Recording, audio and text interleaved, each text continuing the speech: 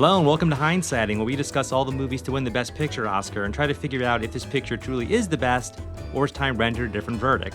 I'm Edward Clow. My guest today was a producer on Naked and Afraid Global Showdown, Naked and Afraid Last One Standing, Naked and Afraid XL, Exploited for Oxygen, and Outpost for HBO, just to name a few. Fiona Kennedy, welcome to Hindsighting. Thank you, Ed. Thank you for having me. Today, we're hindsighting the best picture of 1985, Out of Africa. From 11 nominations, it also won Oscars for Best Director, Best Adapted Screenplay, Best Cinematography, Best Art Direction, Best Costume Design, Best Sound, and Best Score. It was nominated against The Color Purple, Kiss of the Spider-Woman, Prizzi's Honor, and Witness. So I think the 80s was an incredible decade for movies. I feel like people kind of look down their noses at the 80s, and it kind of makes me crazy. Part of it is nostalgia, because I have a lot of nostalgia for these movies, but even there are a handful of these movies I didn't see till I was much older, till I was an adult. 100%. And I think what's so incredible about the 80s and why I beat my drum for it so hard this season and in life is that I think it's the best decade ever for action movies. I think it's the best decade ever for comedies. I think horror is really strong. I also think drama, like movies for grown-ups, were really strong, and all these things came from big studios, which I think is just amazing. And we would just fucking kill to have the 80s qualitatively now. True. And I think the writing in the 80s was incredible. I haven't heard you bring up John Hughes yet. He's coming up. And the reason why I love these writers is because I was coming of age in the 80s. I was in junior high when Out of Africa came out. So I didn't see it then. I saw it later. Right. But I've always had this fantasy of living in an earlier era. Yeah. And that's why I love Downton Abbey. I love the early 1900s, And that's what this movie's set in. That's interesting. I don't think I knew that about you, but yeah. Through the Great War. It's as I've gotten older and with social media and all the technology, everybody's just going so fast. Finding that center and being able to just appreciate a story is a lost art form. My son reading a book, it doesn't exist unless he has to. Right. And for me, films was how I got lost. Yeah. Those were my books. I wasn't an avid reader until I got even out of college. Yeah. Because it was always forced on me. Yeah. So for me, these these kind of films remind me of a time when life was simpler. Even though it wasn't. It was probably way more complex. Sure. But it was simpler and not as chaotic. Chaos makes me, it's hard for me to follow a story, when there's chaos. Going back to Out of Africa, what I loved so much about this film is it embodies everything that I love. I love the cinematography. I love the characters. The first character being the location, Africa. It's a full-blown character, and it has a voice and a narrative all of its own. Yeah. Well, let's get into that. I want to get into the movie in a second. Let's do a couple stats, and then we can pivot right into the movie. I want to kind of open by saying one of the many reasons that Fiona is sitting in the chair today is that when I worked for you, I remember you saying that Out of Africa was one of your favorite movies. And years later, when I was thinking about, okay, who do I cast to talk about which movie, you were in that first 3 to 5, that blush of the 3 to 5 people of like, oh, I gotta get Fiona to talk about Out of Africa. And we're going to talk about, we'll get into that in a second, but let's talk about Out of Africa, but a couple stats and trivia. So, and I'm curious if you knew any of the following of what I'm about to go into. So you might find this really interesting. At least I hope so. So this story was originally planned as a project for Greta Garbo. I don't know if you know that. At various times in the life of getting this movie onto the screen, Orson Welles, David Lean, and Nicholas Roeg had all tried to make a movie about Karen Blixen. Wow. Yeah. I did not know that. Yeah, I didn't either. Mm-mm. So Sidney Pollack shot the film in 185 Against his preference, he wanted to use an anamorphic widescreen, but he was really tired of having his movies cropped for TV. And I think that's really Mhm. interesting because we don't have big TVs yet, and Mm-mm. Scorsese and Spielberg are also shooting a 185 against their, because they're just seeing their movies cut up too much. And Yep. I think that's really this movie still looks great, but I think it's interesting that like the director had to compromise before he pops his first shot. And he Correct. probably was very Yep. smart because, we're 15 plus years from even like widescreen TVs coming. Like we don't see this Yeah. until the 21st century. True. Um, so when Nicholas Roeg was attached as director in the mid 1970s, he had planned for Julie Christie and Ryan O'Neal to play the leads in this movie, which is Oh, interesting. wow. Interesting. That Uh, is an interesting. yeah, we'll get into that too. Um, that is not about Out of Africa, but it is about the 1985 Oscars, and I just found this fascinating because we are going to be talking about what it was against. So, um, The Color Purple's nominated this year against Out of Mhm. Africa. It still has the record for the most Oscar nominations with 0 wins, which is 11. So that means it got 11 Oscar nominations and went 0 for 11, and that Which tied is disgusting. I crazy. mean, We're gonna talk about Color Purple toward the end of the show, but yeah. it's actually tied with another movie that I've never seen. I'm curious if you've heard of this movie. You ever heard of a movie called The Turning Point, 1977? Shirley MacLaine and It's Anne Bancroft. It's about ballet. I have actually seen that. I'm like, you got to give me names. No, And no, when you no. said ballet, I It's have seen that. I haven't. That was nominated? Really? 11 nominations in 1977. Wow. Yes, that's the Annie Hall Star Wars Yes. year. Yeah. Oh, Um, well, and that's a movie that's like The Turning Point. I think is kind of lost to time, like because I mean I'm sure it exists somewhere, but it's not a movie, and that's a whole other rant. A couple more things, we'll get into it. So at 2 hours and 41 minutes, it is number 77 in ascending length of Best Pictures, number 78 if you count Sunrise, which we'll litigate if that counts in another episode. It is number 22 on the box office list of Best Picture winners with a worldwide gross of 258 million. So, we can jump around chronologically, but I mhm. do want to open with the very opening scene Yeah. because, and I want to, and it's serendipitous that I'm talking to you about it because I think you and I can discuss my problem with this opening scene in the context that you and I have talked about at work, and I'll explain in a second. So, I think this movie gets off to a really awkward foot, a really bad foot. Maybe you're nodding your heads. Maybe you know where I'm going with this. Mhm. So this opening scene where they're in Denmark Mhm. reeks of a pickup to me. It reeks of, and I think this for two reasons. One, so it's the scene people know what I'm talking about where we're meeting Karen. She's in Denmark, and we're meeting Brule, and um it's just very awkward. Well, there's two things about it that I think are straight up bad, and they're technical. It's not really to the performances. One, we meet, I don't know his name, Brule's brother, who Which she's had the some sort of an affair with. affair with or something, and it's played by the same actor, Klaus Maria Brandauer, Yes. and he's in a mustache, and they dubbed his voice. That's just clown shit to me. I Yeah. don't Yeah. understand it.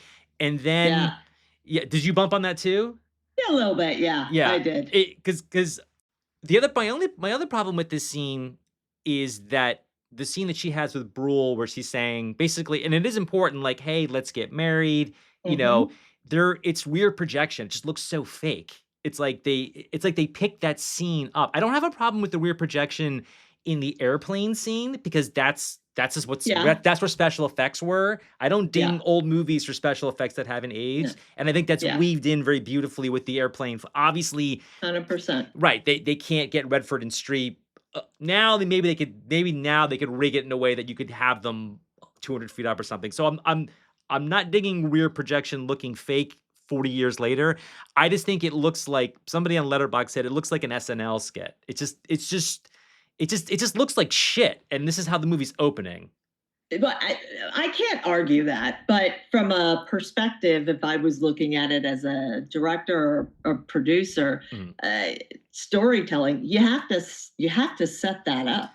Well, I don't know Other because do you think? Otherwise, I do. I mean, you have to set up that she's looking to get married, not because she wants to be married. She wants out. Right. She She's the mental traveler, as she calls herself. That's where all of her stories come from. Right. So she wants out of Denmark. Yeah. You know, she's done.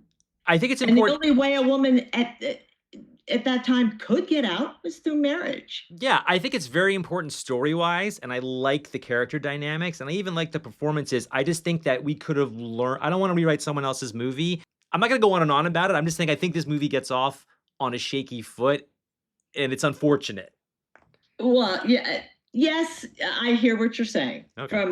But I see that more as a technical, criticism, Okay. than a story criticism, because it's already 2 hours and what was it, 41 41 minutes minutes. long. Yeah. 241. It's Yeah. already a long movie. Yeah. You gotta set up Yeah. the why. Yeah, I agree the information's important. I just think there was another way to do it, but I'm not gonna rewrite this movie. But that's my one thing. Critics actually agree with you. So Okay, yeah. Well, what's funny So, about this movie, just to go macro for 1 second, I feel like this movie's reputation, and I bring this up because I saw it for the first time just over a year ago.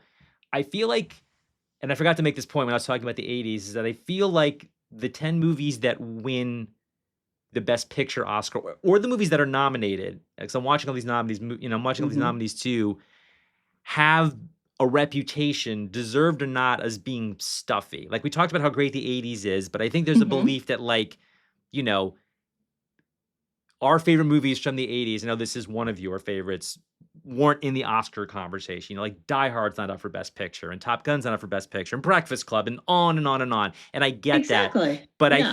I think that out of Africa, because I had this conversation a little bit when we did our Chariots of Fire episode, deserved or not is looked at as, oh, that's safe Oscar fare. I'm not saying it necessarily is. I like this movie. It's a bunch of white men that are nominating these films. Sure. 100%. And at the end of the day, that's what the Oscars want. They're snotty. The Yeah. Oscars can be very snotty. Yeah, and I think that's something I'm happy to say I think we're pulling away from in recent years. I don't think they're as not, because the Academy is more international, it's younger. I think we're seeing a lot more diversity in the Academy itself and what they're nominating and who's winning, not just racially or gender, but also just age. We're seeing a lot more young people win, meaning like you don't have to be Oh, 60 years old to win like Paul Newman. You could win it, 100%. you can win at 30 and. So anyway, that's just a point I wanted to make. Um yeah. But I also feel like we've gone too far. Yeah. That if you aren't making some sort of political statement, some Mm, sort of right. that you can't get an Oscar nod. Yeah. I mean, imagine my cousin Vinny when Marissa Tomei won Best Actress. Yeah. And there was all that controversy that it was a mistake. Someone read the wrong name, whatever. She was nominated Yeah. for My Cousin Vinny. Right. That wouldn't happen today, and it wouldn't have happened even in the 80s. I don't think it would have happened. Well, when Envelope Gate happened, Yes. that showed that it wasn't a mistake that she did win, because we now Yeah. see what would happen if the wrong name is. So I thought that was a nice vindication for her. Correct.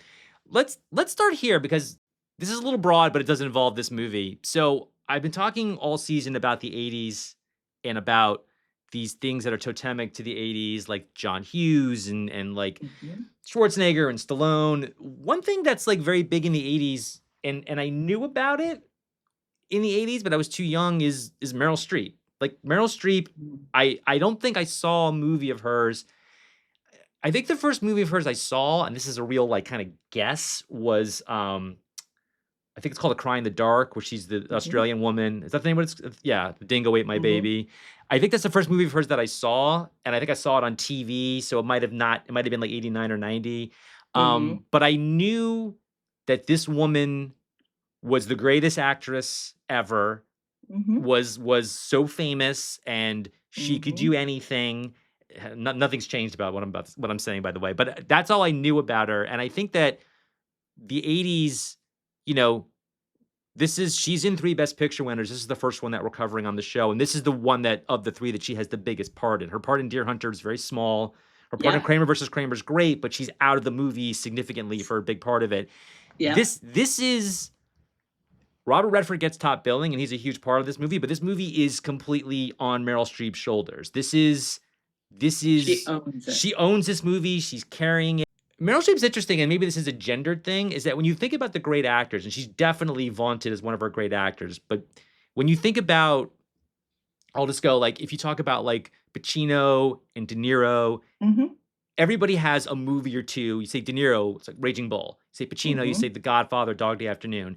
On and on. Nicholson, you say Chinatown or Cuckoo's Nest. There's like two movies that people say that's their best movie, that's their most favorite movie. I don't know, and I don't know if this is a gendered thing or not. I don't know that Meryl Streep has that movie pre Devil Wears Prada that's associated with her. I'm talking about young Meryl Streep, but Meryl Streep that's like between 30 and 40. I guess I'm kind of asking. I'm not saying Out of Africa is it because I don't think it is, but like what is her Godfather? What is her Raging Bull? Is there one? Bridges of Madison County But that's you think that's associated. I mean, she's great. And I'm with talking her about and Clint, because Clint Eastwood, takes the large portion of that. Silkwood. Literally, I have her list up right now. no, but my question is this though. Is Yeah. there just What do you conversationally, associate her what do you name with? associate with? What is her my theory is that she doesn't have one, and I'm not necessarily saying that's a bad thing because No, she's I think so it's a great thing okay, that's because my question. she is the one actress or actor that can play any role. Yeah. And I do mean, look at the difference between Out of Africa to Postcards from the Edge, Yeah. a comedy, to Yeah. Bridges of Madison County. Yeah. I mean, eh, adaptation. I mean, and then Devil Wears Prada, Yeah. which, I mean, sorry. I think I Devil Wears think Prada, I mean, obviously it's much later in her career. I think now, particularly for younger people, that and now the sequel just came out as we're recording this and was a big hit, had a big opening. I think Devil Wears Prada is probably that movie that's associated with her, and that's fine. Diane Keaton, I think of Diane Keaton, I think Annie Hall, I think a Right. lot of Woody, That's what I'm saying. Diane Keaton's got Woody's Annie movies. Hall, so maybe it's not a gender thing. Diane Keaton's got Annie Hall because that's like she wins the Oscar for it. She's the fashion. It's like that's the way Diane Keaton dressed. Like he didn't dress her. That's It's how she dressed. it's Woody, Yeah. and it's also the person who Right. invariably made her that star. Right, I but mean, he that knew her so writing did. well, right, but he Yes, knew her yes. so well, and, like, the background he gives her and everything is, like, he wrote that to her, which is why she does it Correct. so well, not that she couldn't have done something she didn't know. So, yeah, I think I'm wondering, and this is, like, kind of a fool's errand, I think this might be Meryl Streep's best performance. I mean, we could debate that all night long. I mean, I think she's so great in this, and I think she's carrying the whole movie, and Yes. I don't know. I've seen a lot of her movies. I don't know if this is the first time, but it definitely feels like it's definitely the biggest scale wise. This is an epic movie. And because Redford comes as a story befitting the story, Redford comes in and out of it, which is Correct. that's the whole point is that like this guy's not emotionally available. And, Mhm.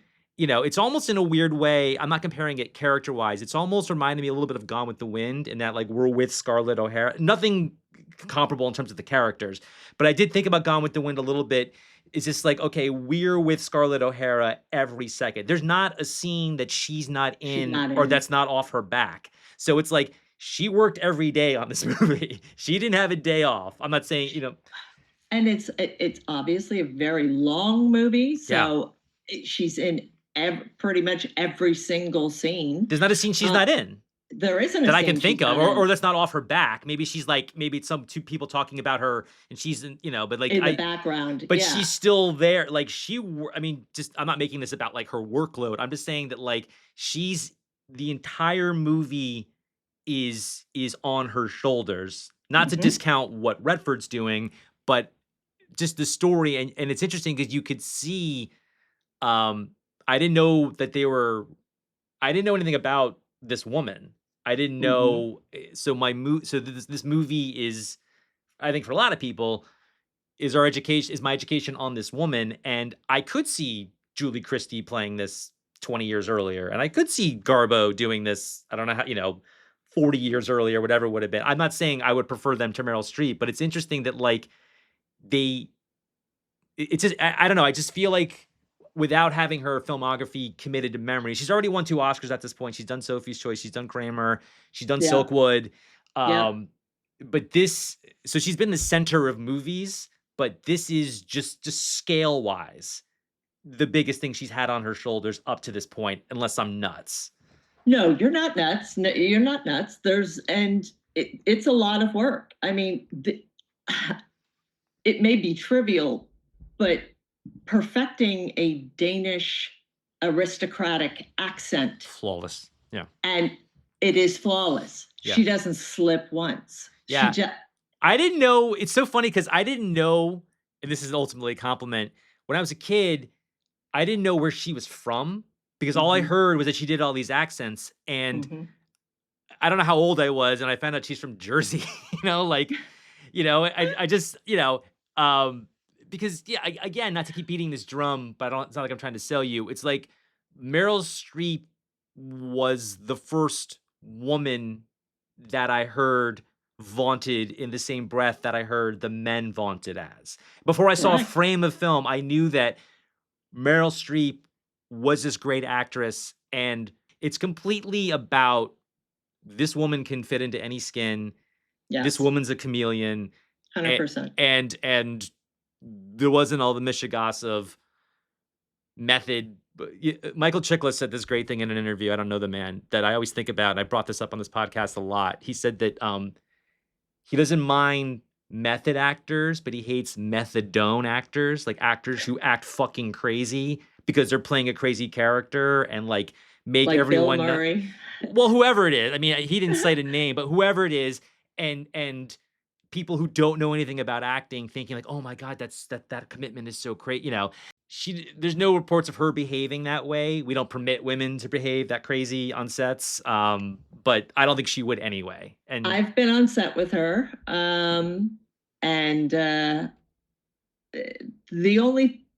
And it's not negative. I think it's positive in movie rendition. With Reese Witherspoon. There's a scene where they're at a dinner party and she doesn't like having a lot of extras around her. In a shot or just? No, not just in a shot, but prepping the shot, blocking the shot. Oh, interesting. She does because people like to ask her questions. And when she's in work mode, she's in work mode. Okay. So what they ended up doing was putting PAs, assistant to the director, because we're typically younger, put us all in formal wear, and we were the people around her. Yes, because she likes to just be in work mode. Okay. That is the only high maintenance thing I've ever heard of. And that's, to me, not even high maintenance. I don't think it's high maintenance. It's not like these things you hear like no eye contact or even these things like, I mean, I heard a rumor, I don't know if it's true, that that Daniel Day-Lewis, when he did My Left Foot, had to be like carried, like by the crew. And if I like threw my back out lifting an able-bodied 30-year-old, I'd be like, okay, this kid's a great actor, but fuck this. I that might not be true. I mean, Daniel Day-Lewis has been in very good humor about his process and is like is really, they've been asking him a lot of questions about method actors like Jeremy Strong, and he's kind of almost become this ambassador of like, okay, like let's like demystify this process a little bit. Like let's not get nuts. So props to him for that. Jodie Foster. I was on set with her. It was a night scene on The Brave One. Oh, so wow. Okay. And it's right before the attack scene, right? And I'm sitting right next to her because I was friends with her stunt double. And she's just chatting, talking. I'm like, so what do you do to prepare for a scene like this? She's like, I act. Yeah. Basically, I'm like, so you don't get into. She goes, no.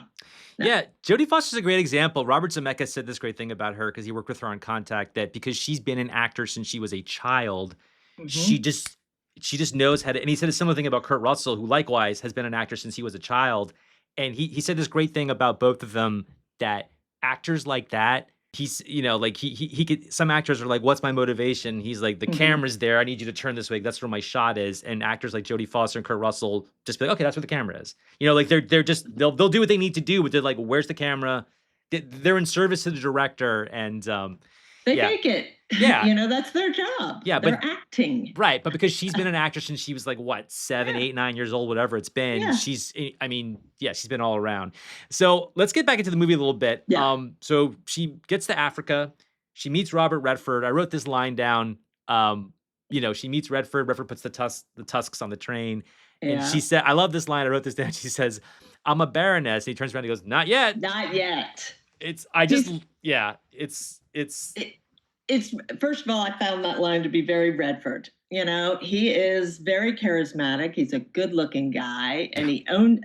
And in that moment, you know, it's obviously foreshadowing. Like he's flirting with her. yeah, Period. He is flirting with her. right. You're not a baroness yet, and Yeah. he's also playing with her a little bit. Yeah, and I think it's so interesting because obviously a big engine of this movie is Karen's relationship to 3 or 4 men, or 2 or 3 men. Mhm.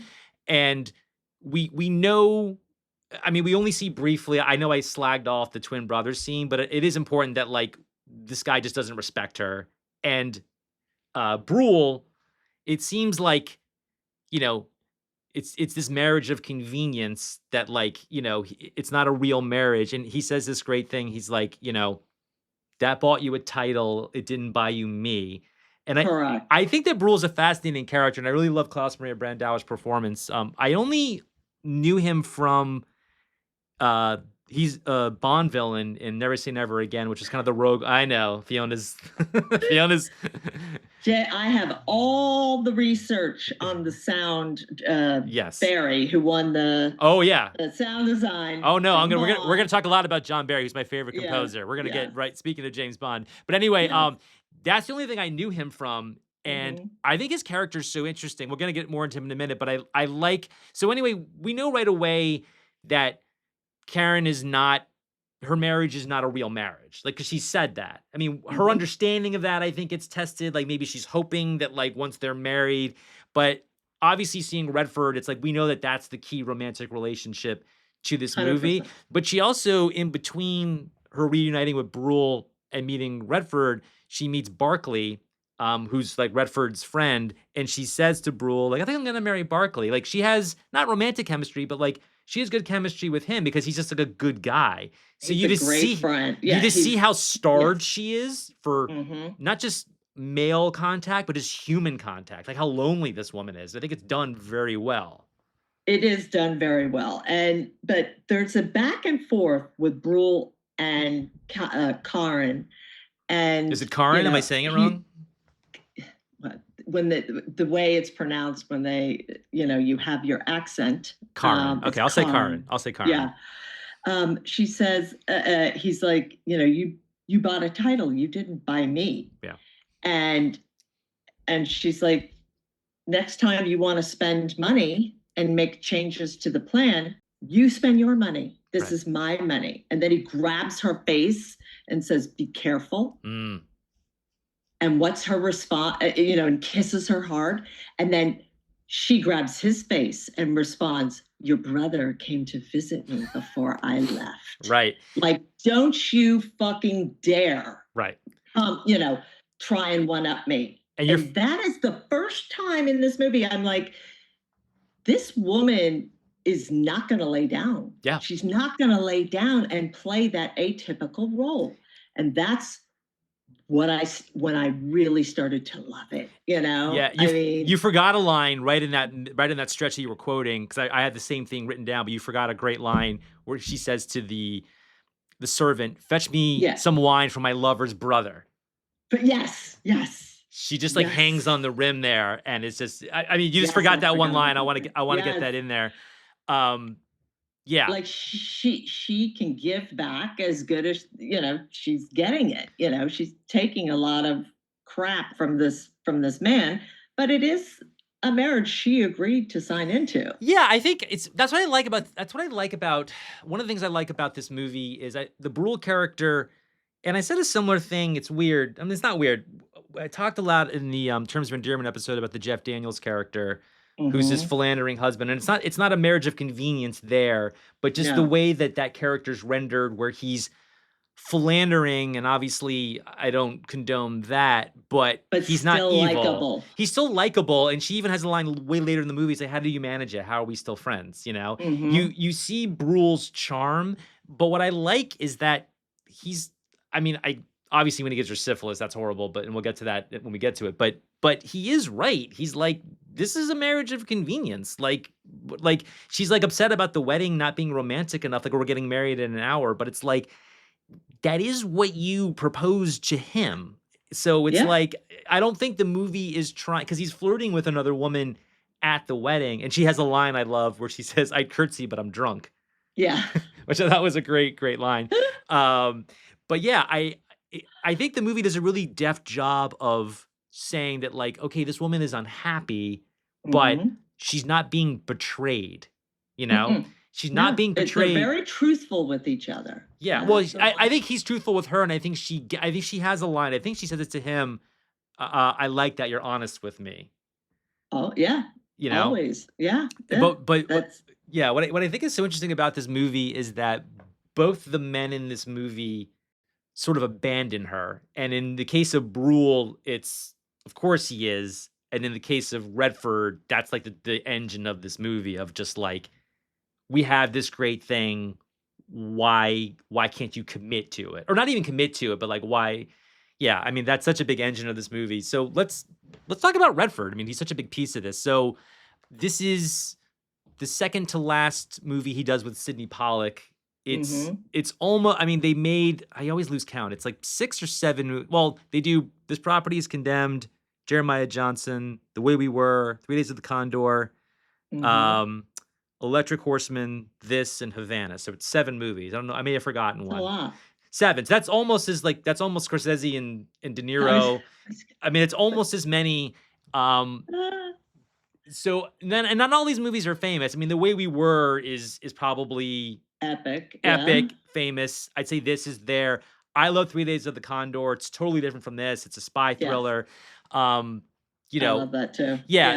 so I mean, as we're recording this, Redford died about 7 or 8 months ago, and this is the second time we've talked about him in this season because we opened with Ordinary People, which he directed but is not Right. in. But we talked a lot about Redford and the Redford sensibility. But this obviously is, he's such a big piece of this because I think this movie was sold wisely as like this is a romance, which it is. I don't think anything about that is deceiving, but I think that um his characters I it's interesting because I think that like it's such a their chemistry is really good, which we saw in their first scene, and he's like really interested in her like right away.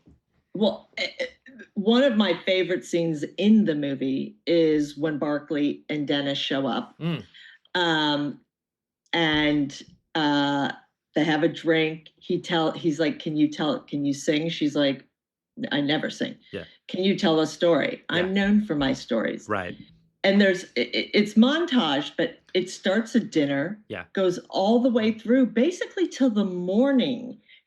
She's telling this epic story, and the camera's not focused on her. yeah, It's focused on the reactions of Redford, of Dennis and Barkley, yeah, and how mesmerized, and as they're falling in love, basically, both of them mm, are obsessing in love with this woman yeah, because of her abilities and how they're living in this story with her, yeah, that she's telling. All she's doing is telling a story that she's making up. yeah. She's And improving. yes, and She said, "Give me the and first line," and whatever the you first line is a Chinese whatever I forget what it is, but and then that's all she there's needs. and a girl named Shirley. Yeah, a That's what it Chinese man was. named, yeah. And then you'd have Um, it. and she tells the story, and you can just that's what I love about that scene. You can see how they're just so engaged Yeah, with her, yeah, and what she's saying, when again at that time, uh, unless you were a prostitute, no man would ever be that interested in a woman, period, Yeah, I think it's especially what she has to say. yeah, and I think it's really interesting. I'll phrase this carefully. I think that it's the fact that it's like my grandmother always said the two best looking men in America were Paul Newman and Robert Redford. The fact that it's one of the two or three best looking dudes at this Ever. point, right? Ever, but certainly at this point, you Yes. know, um, the fact that, and it's not that he's not a good actor. I'm not reducing him to his looks, but I'm just saying that, like, No. but I think the fact that he cast Redford against Streep is telling the audience that, like, this guy who's the best looking dude, the most charming, was the biggest movie star in the world, um, is interested in this woman is not like convincing us, but it's like reinforcing that, like, oh, this woman is the bee's knees because she's got this guy. She's got this Yes. guy. Because that scene where he's like leaning on the like by the fireplace, it's like if that other dude wasn't there and if she weren't married, I mean, eventually they get past both those things. Yeah. They That something would have Dennis happened, character doesn't care about the marriage right? part. But only but Yeah. he doesn't care about her marriage only because he knows or learns that her marriage is bullshit. I mean, I think Well, I think he knows it's bullshit probably straight from the start. I on the think he train, knows yeah, it's a marriage of convenience when he sees the Limoges and the crystal on the train. yeah, And she's like, I'm marrying Baroness yeah, Blixen. yeah, And he says, not yet. yeah. So I think, Like he knows that yeah, that's what her concern is, and they set up the owning thing yeah, that arc in the show, in the movie, mhm, where it's like you always you feel like you have to own things. right, He yeah, even brings it up at the end of the story in this. Have you ever been to those places that you were talking about in your story? She's like, no, I'm a mental traveler. right, yeah, Do you travel with all this luggage? right, Like, ownership and freedom is a big theme in this movie, yeah, and it and is, yeah, they hit it from uh, multiple times. You yeah, don't own the farm that yeah, she's on.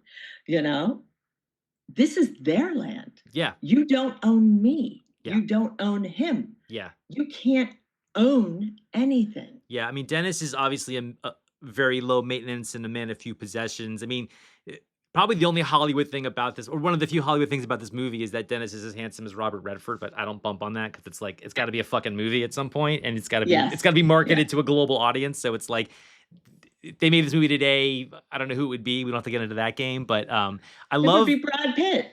It'd be Brad Pitt. Yeah, or Gosling or someone like that. I don't even know who it would be. But would have been Brad Pitt 10, 12 years ago for sure. Yeah. And he would have been good. I love the Mhm. gift he gives her of the golden pen. And he says, write your stories down sometime. That's another thing, is that like he's so encouraging of her Mhm. in a way that Brule isn't. But again, I don't think we or she expect that of Brule, you know? No, And again, we don't. that relationship I think does mature in its own way. Well, I don't want to get to the end too soon, but I love, Mhm. and I know you twigged this too. Probably the first time you saw it, even when she reunites with Brule and she has sex with him, it's Yeah. clearly she's thinking of Dennis. Like she just saw him. They don't belabor the point, but it's like you don't have to wonder, you know, she's And clear. she's standing in the rain. He has gone off hunting. Yeah, She's standing in the rain, and the next shot is Brule with his group of hunters, and yeah, he's like, Gowan, what are you doing here? And she goes, I want you to come home. yeah, And she's just had that evening with yeah, Dennis and Barkley, and she yeah, and the next scene they're in bed together. yeah. I mean, it's obviously she's thinking of Dennis. If there were an You know, internet or if she had a picture of him, I'm not saying I want to see that scene in this movie, meaning because it just totally would be wrong. I yeah. mean, if she had a picture of Dennis on hand, she might not have. she, she might not have needed a Brules. So, yeah, there's a line I love where I guess it's right before what you just talked about, where Brule's leaving and he says, "That's a fine kiss goodbye," and she says, "I'm better at Yes, hello." yes, Yeah, it's interesting because like we're seeing like when we for all my criticisms of that very first scene in the movie, we're seeing her kind of, for want of a better term, loosen up. We're seeing her not just like I don't mean just like sexually. I just mean just like we're just seeing her. And that's not, that I think is the basis of my Scarlett O'Hara comparison is that I don't think that these characters are alike, except for this one way, is that they learn to be more self-reliant.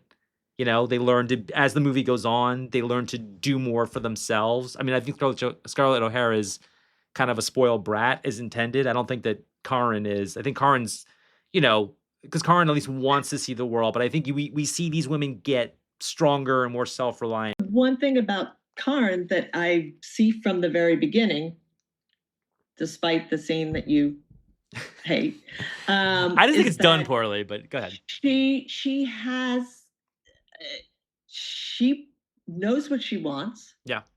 and she's going to get it She one isn't. way or another. Yeah.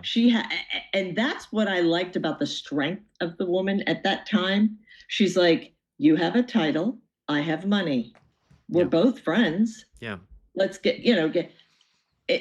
That just would never happen at that time. Yeah. That is what I like as a woman watching that. I'm like, you go, girl. Yeah.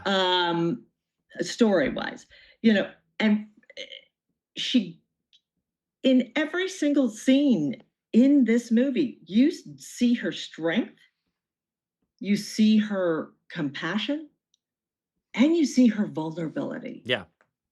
She does vulnerability better than most.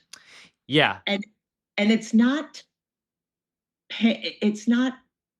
the tears vulnerability. Yeah. It's that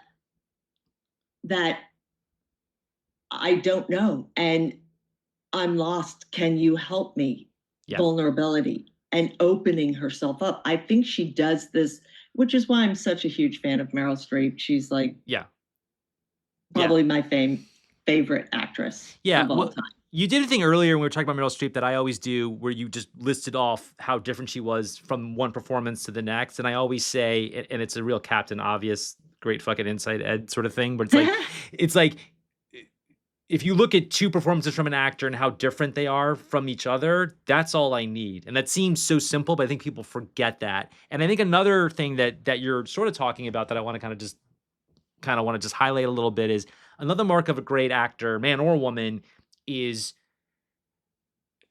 how well they listen, but also how well we can read what's going on without them saying a word. And I think that that's kind of what you're saying. I don't want to put words in your mouth, but I think that's kind of what you're saying about Streep. 100% correct. And I think another actor who's not in this movie who I think does it almost as well as anyone is Olivia Colman, British actress.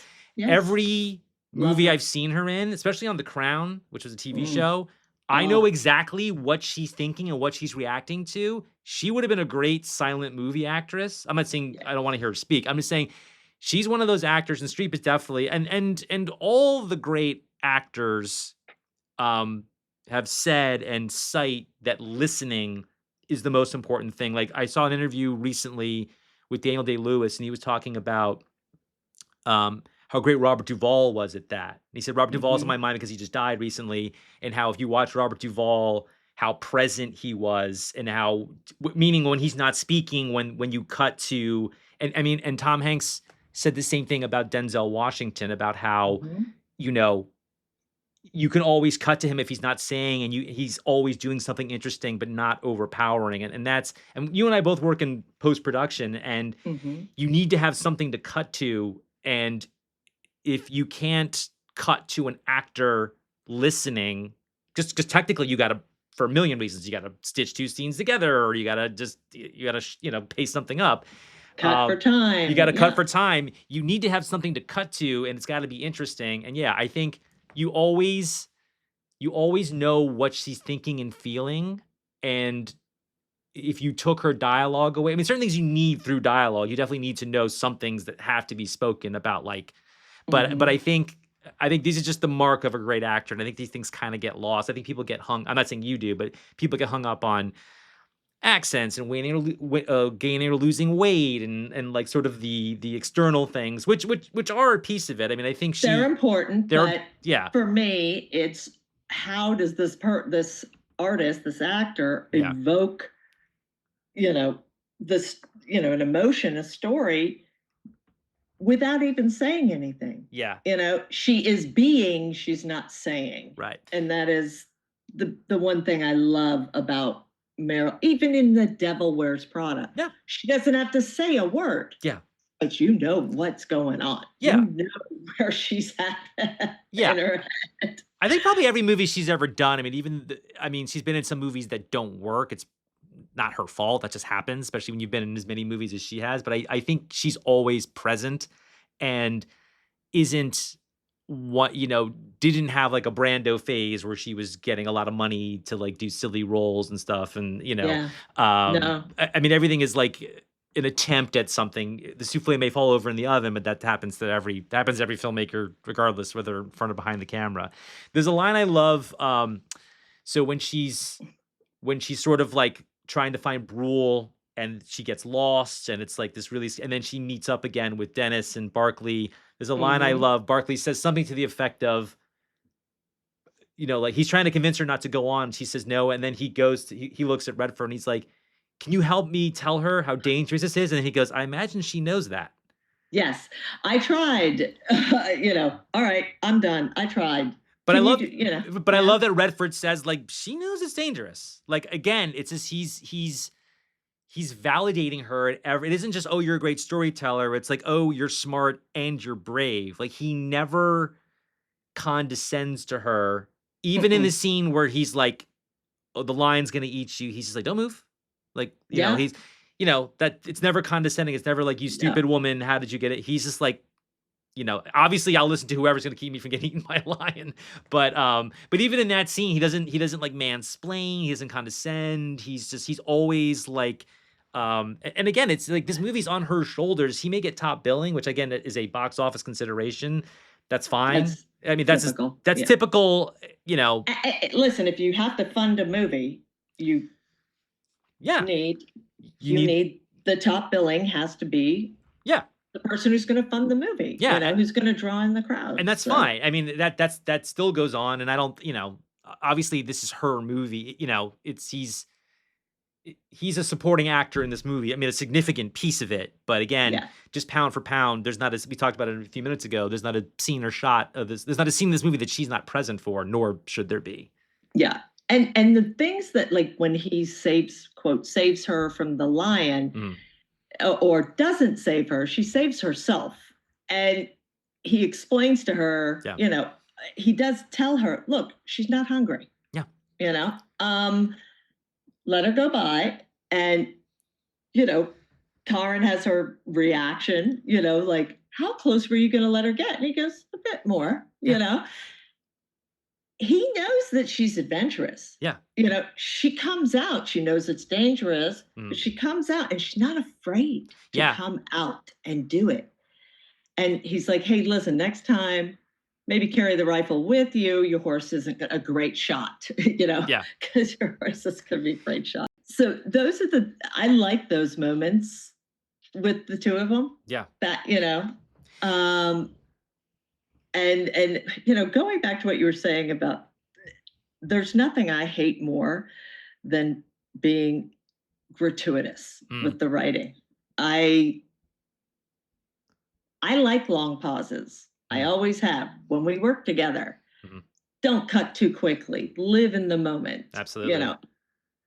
They do. Sidney Pollack does a great job of living in those moments. Yeah, Nobody has to say a word. It can just be in that moment. yeah. And it's a whole story still being arced without anyone speaking. I that's one of the things I love about this movie as well. Yeah, and let's talk about Sidney Pollack for a second because it's worth noting. People might not know Sidney Pollack got his start as an actor. He and Redford met Mhm. as actors on a movie in like the '60s. They both had small parts in this movie, and then Sidney Pollack transitioned to directing. But what's interesting, and I talked about this last season when we talked about Michael Clayton, which he's in and produced. Sidney Yeah. Pollack's also a really good actor. Like Dustin Hoffman kind of like forced him to be in Tootsie to play his agent, and he didn't want to Oh, do it. And then Sidney Pollack in his own movies and other people's movies, he's fantastic in a Woody Allen movie called Husbands and Wives, and he's a really good actor. I mean, rarely he kind of played the same part, kind of like this tough as nails business guy, or like Eyes Wide Shut, or like kind of this shady. Yeah. He's basically Jeffrey Epstein in Eyes Wide Shut, or at least somebody who would be on that island. That movie's become very relevant in recent, but but Yes, that I but know. that character that he plays is just like this elegant, tough dude who's just like, let me tell you how it's gonna go, kiddo. Like but this is a long-winded way of saying that, like, because Pollock is an actor, he understands maybe more than other directors. He's willing to let those things breathe because he knows what it's like to be up in front of the camera. He's an actor's director, and he's Absolutely. known for that. He Yeah. is known to be an actor's And director. he Yes. typically gets great performances. And yeah, and Sidney Pollack is somebody. It's not. I think if he weren't, I think a lot of people might know him by sight because he was in right up until he Yeah, died. He was in Michael yeah, Clayton. He makes the movie the year before he dies, so people are like, "Oh yeah, yeah, he's Clooney's boss on Michael Clayton." So people kind of know him. He was on yeah. Will and Grace. He played Will's dad on Will and Yeah, Grace. Like, Will's dead. yeah, Yeah. like he sort of has a higher visibility than someone like Sidney Lumet, who was not in front of the camera. So I think these things about letting things breathe, um, Rob come. Reiner. Rob Reiner's another one. He's in that same school, like Levinson Yep, and like Ron Howard. He's yep. older than those guys. Sidney Pollack. He's about Redford's age, so he's probably like about 50 here, or about that, maybe Mhm, late 40s, early 50s. So he's definitely of that generation. But yeah, as far as like, kind of like always really strong DPs and things, but not an auteur, not somebody that people, not like a Scorsese or De Palma or someone like that, mhm, but someone who you would give a movie like this to, somebody mhm. who could like handle the technical elements, but won't do any directorial douchebaggery and will stay out of the Correct. way. So he's like the kind of the perfect guy for this, and that's probably Yep. how it landed. I don't know the exact story of how it crossed his desk, but I would imagine that was the reason. Is like, who could we get who can make this thing look great, but also stay out of its way? And he's on. That's a very small list, a list that I don't think exists. I don't think we have directors like Pollock anymore, like currently. I don't. Meaning guys who are not auteurs, who you'd hand a big movie, or they're all English. If we do, like, they're all like guys in English television. I'm not Well, saying. I mean, what about Ron Howard? I mean, Well, Ron Howard, but I'm saying like a new person. Yeah, Ron oh, I knew Howard. a younger Younger. I'm not even saying person. young. I just mean somebody who's like maybe 30 or 35 now. That's not young, but yeah. Ron Howard's on that list too. I think I mentioned him, that Ron Howard is Yeah, someone you could give a movie of this scale to, and he'd yeah. stay out of the way. Rob Reiner, I think, was somebody like that. I think Barry Levinson was somebody like that. Lawrence Kasdan was somebody like that. And most of those guys are kind of in the same generation. Pollock's older. But yeah, I want to just kind of quickly shout out Pollock because a lot of these things that we're talking about are in his purview. Yeah. But I don't think you could do it today simply because if someone was younger and you even trusted them enough Yeah. to do a film like this, how how are the actors are not necessarily going to trust someone that young. This also would probably be a limited series on streaming, and I'm not even saying that would be a bad thing. There might be a Yeah, version yeah. of this story that might be better if it breathed. I'm not saying this is a criticism of the movie, but if someone gave you this book now, you might be like, "Let's do this in 6 or 8 hours on Hulu or Netflix or whatever." 100% And that's what then would and then and happen. then see like the time, and that might that's probably what would happen to this story, which I have mixed feelings about. To go back to what we're talking about, sort of how scared she was of the lion. Later on, we see her with a whip when the lion's attacking her cattle or whatever, and she's just fearless. Even though she cuts her face and stuff, so it's not like this like girl boss moment, but it's like I love the fact that she's a little clumsy with it, makes it braver to me and more badass. Does that make sense? I think she is such a badass in that scene. Mhm. She's like, because she's screaming for to her servant, "Where's my rifle?" Yeah, And she can't find it, so she just grabs the whip, and yeah, she's seen the whip being used, yeah. up against the oxen. Like, why do they have to hit them so much? Right.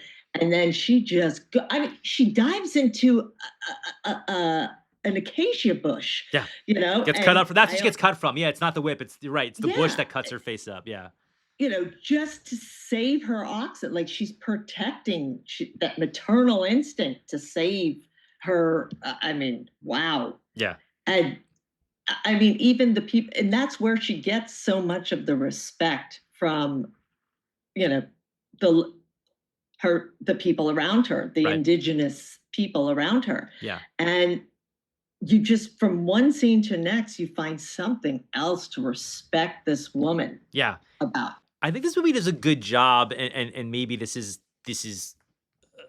maybe I need to check my privilege here, but I think this movie's on the right side of the white savior trope. I mean, Yes. I don't think it commits that sin, maybe because it's a woman and not a man.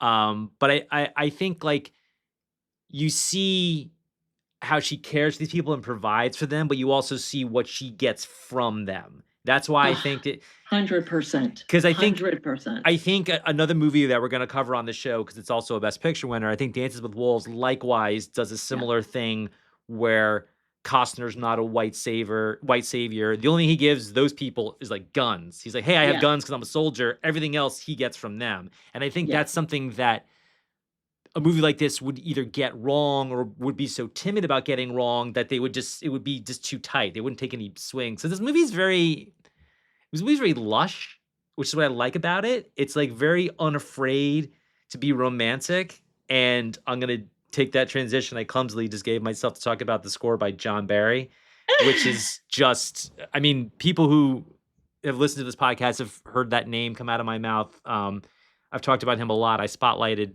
in a Radio 1 episode his score for Body Heat, and John Barry, who wins one of the Oscars this movie Mhm. wins, it's an interesting this is sort of like the solidification of his comeback because in the 60s, John Barry is like it. He does James Bond. He's part of like Mhm. 60s swinging London. I mean, he lives in an apartment with like Michael Caine and Wow. Terrence Stamp's brother, who isn't famous but manages the Who. And so Oh, he's that like, small band? yeah. And he had an affair with Shirley Bassey. And like, so like John Barry was sort of it in the 60s. In the 70s, John Williams comes along and he's still here, Mhm. and John Williams obviously is incredible. And most of the 70s, John Barry is doing incredible scores to mostly shitty movies. And then in the 80s, he does Somewhere in Time. You know that movie? I Um, don't know Somewhere in Time. Well, you would maybe I do. Who's in it? Christopher No. Reeve and Jane Seymour. You would love that movie. You should definitely see that movie. If you like this, not that this is like similar in terms of a great romance. I'm writing it down. Christopher Reeve and Jane Seymour. He basically travels back in time to meet Jane Seymour. Oh, That's nice. he sees a Okay. picture of her and he's like, it's very cool. So anyway, John Barry does the score to that, and then Body Heat a year later, and then like he's sort of back. And then this movie, this is the fourth Oscar that he wins, but this like really solidifies him, not or solidifies his comeback. I mean, so anyway, the music in this movie is really incredible. And what's interesting is that Pollock, his normal composer is a composer named Dave Grusin, Mhm. and um, scored his previous movie, scores I think the next movie. And Dave Grusin, I don't know if would have been so inappropriate for this movie. I think the fact that Pollock kind of goes outside his normal sort of like troop, I think is definitely the right decision. And I don't know when that Very happened. smart. Very smart Very because smart. this movie is epic and the music in this movie.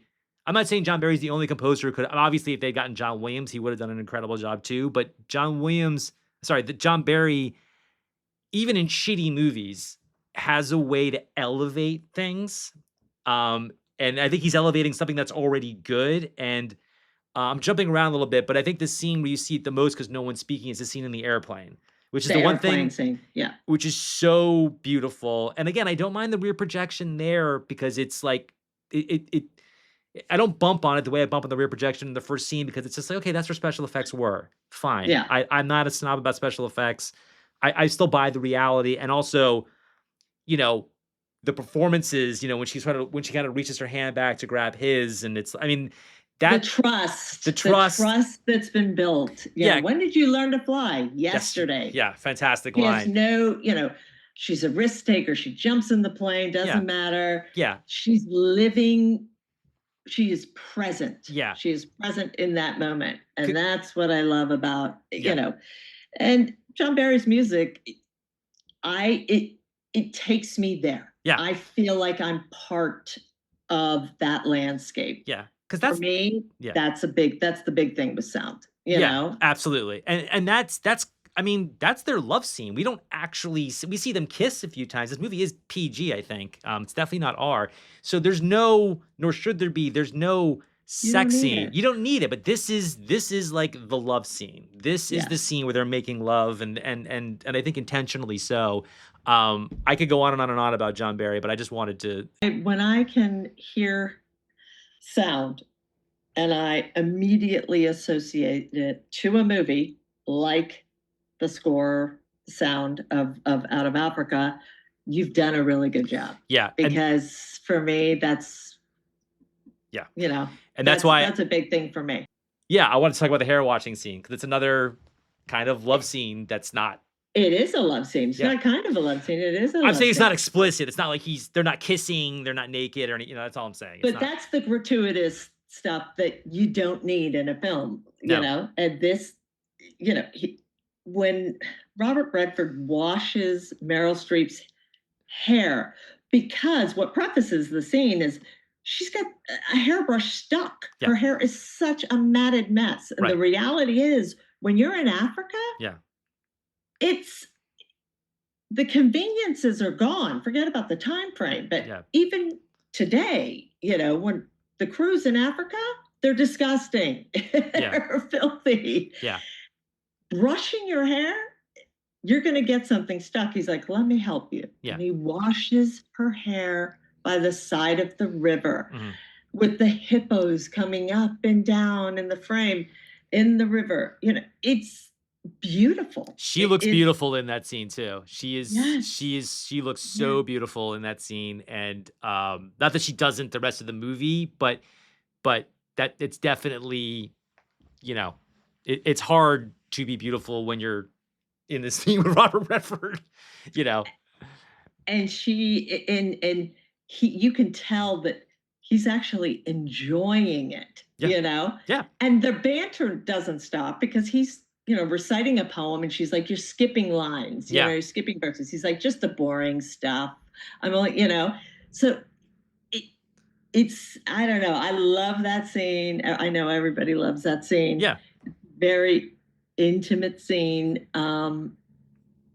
And you don't have to be naked to be intimate. Sorry, you just don't. No, So, absolutely. I just wanted to shout that out. So I wrote a line down here, and I watched this movie back in February, and I rewatched it a couple days ago. I don't remember this line, but I want to see if you can help me, and if you can't, we'll just move on. See if mhm. you can remember what I was talking about. I wrote this down.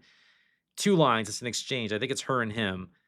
I need to know how to think about this, and then he says, "Why?" What is that? Can you? Yeah. I need to know how to think about this because Brule has just come by and she and Dennis are together at the house and he needs a check. And she leaves. And she gives him a check. He leaves after they discuss, I could shoot him. Uh, And then he says to Dennis as he's walking out, you could have asked Dennis. And he goes, I did. I asked her. no, he says, Which "Sorry, I did." She said, "Yes." she said yes, yes. Love that line. I love that line too. Yeah. But then Meryl Streep comes out and she goes, I need to know, does it bother you that I'm married? And then I need to know how to think about this. Right. I think that's the scene. I It's think either that scene or it's the earlier scene when it's her and Barkley. I need to look her, Barkley, and Dennis. I need to know how to think about this. And he goes, why? Um, like, and what he's asking her is, why do you yeah. have to come to some resolution Right. about this situation? That's it. Yeah. I mean, I think I remembered what the lines meant. I just couldn't remember the context. I guess the context Yeah. doesn't matter because you're right. It's either one of these two scenes. It does sum them up. It's like she's a little overly cerebral, and Dennis is just like, "What are we doing?" Like Dennis is just like, "What's with all What, the thinking?" Like, even to the point where she tells Dennis, you know, we're Bror wants a divorce, Mhm. and and she's like, he wants to marry another woman. He's found another woman. Right. Do you ever think we could do that? And Dennis's response is, what? Divorce? Yeah, I love that line. Yeah. And he's like, what is this? Why would you want to get married? Mhm. Why do you want to get married? And she's like, to have something of my own. Yeah. This is a theme from the beginning of the movie, ownership. Yeah. Like, you don't own these things. Right to the very last words that come out of her mouth in the movie Yeah. is, He was not yours. He was not he was not, ours.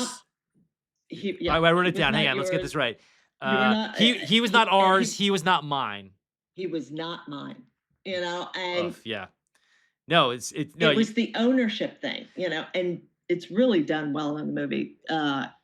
But he has such an issue with the fact that she feels like, she has to fall into these, for someone who's such a daring risk taker and wants freedom and, thinks outside of the box and Right. goes against the grain. There's these like institutional norms Right. of being a woman and being married, and for what purpose? Like, he's like trying to shake her of that. Yeah. And he teaches, without telling her, he does teach her, because in the end, the Kikuyu, Yeah. my Kikuyu, he corrects her, my Mhm. Kikuyu, they're not yours, you don't own them. Right. you know he teaches her to not need all that. Yeah. I and even in death, his death, he is still showing her, you don't need the ownership. When she loses the farm, her first thought is the Kikuya, Yeah. getting them land. Right. So eh, there's these growth moments in her Yeah. without being gratuitous. Again, Yeah. she is growing throughout the story, and us as the audience can witness it and watch it, and it makes her that much more likable, like empowering. I wanted to be Karen. I'm like, you go, girl. Yeah. Like, I want to be her. Yeah.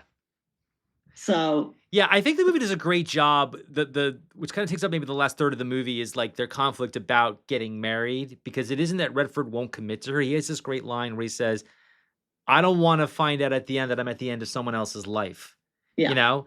And he isn't saying I can't be monogamous. He isn't saying I don't love you. He's saying I don't want the piece of paper.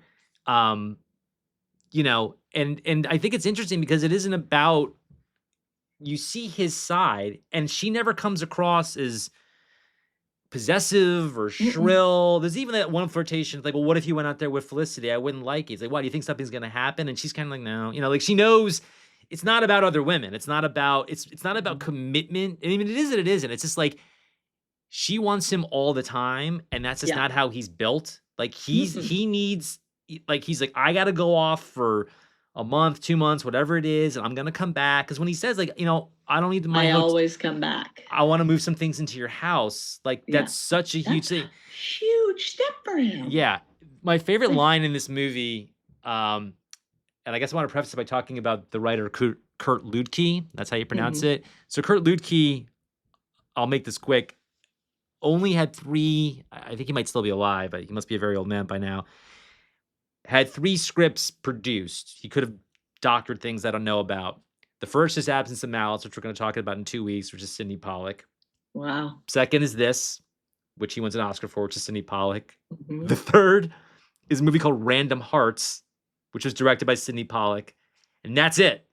As With far as Harrison Ford Harrison and Ford and what's Kristen her Scott Thomas. Yes, I Um, remember that movie. yes. A movie I don't think is successful, but it's not terrible either. I have to revisit it. I liked it. Okay, good. Maybe we'll do a I pod liked on it it. someday. But anyway, so Kurt Luedtke, I'm recording these out of order. I'm going to talk a lot about him biographically in our absence episode, which is in 2 weeks from when this is Mhm. airing. So check that out. But I think the script is really strong. And if you look at the opening credits, it's 2 or 3 books that are Yeah. combined into 2 what books, yep. is it 2 books? Okay. One written by her under pseudonym, Isak And then yeah. Denson, and then I don't the other one not. So I think that's Shadows of the Shadows of Grassland or something like that. Shadows of the yeah. Grassland. Yeah. It's rare to have something adapted from 2 different sources. It has happened. Like, off the top of my head, I know that JFK, the Oliver Stone movie, was from 2 different sources, 2 different books, but that's and also The Towering Inferno. That's a weird that's a weird example, but it's so rare that I can remember just seeing based on this and this. That's unusual unless it's Yes. like a franchise where they're combining this book and that book or comic book, but that's not quite the same thing. These are 2 No. and I think you can see, I think this is the best take on this, like, on how to do her story. You could see because this wasn't when Nick Rogue and Orson Welles and Julie Christie, all these other people were involved, Mhm. you could see different they weren't gonna make this exact movie. But anyway, there's a No. line that's a long-winded way of getting to my favorite line in the movie where she says, I wanna get it right. Oh, here it is. When Meryl Streep says, "When the gods wanna punish you, they answer your prayers." They answer your prayers. That just hit me Yes. like a ton of bricks every time I've watched this movie. I just love that line because it's so interesting. It just really lets us inside her head of just like, okay, I'm getting what I want, but it's a more elegant way of saying careful what you wish for. That's the same thing, but this is a much more. I like the sound of this better. You know. I love that line, and yeah, careful what you wish for, but she knows that even though he's bringing his stuff to her house, that's quote partial ownership or commitment, Hmm. but the reminders of him will be around every single day when he's not there, and Right. he's not going to always be there, and he Yes. has made that very clear. Just like Brule has um made clear to her that, like, we're not married, we're not together. We mhm. may have sex, but I'm gonna be with other women. And I think that, you know, they're both these men are very honest with her. I mean, I Yes, mean, there's a lot of truth in the relationships that she yeah. Brule does not surrounds lie to her herself about with. anything. He's like, "Yeah, I ran out of money. I want to divorce you." And, Brule has this great line where she's like, what are the grounds for a divorce?" He's like, "Fire away. I'm sure I've done it." Yes. Like I love characters that know who they are. And I loved Yes. that's what I like about Brule is that, like, I think he knows who he is. And I think that's why 100%. you're like, yeah, this guy's telling you someone said this great thing once. It's like if someone's telling you who they are, you should listen.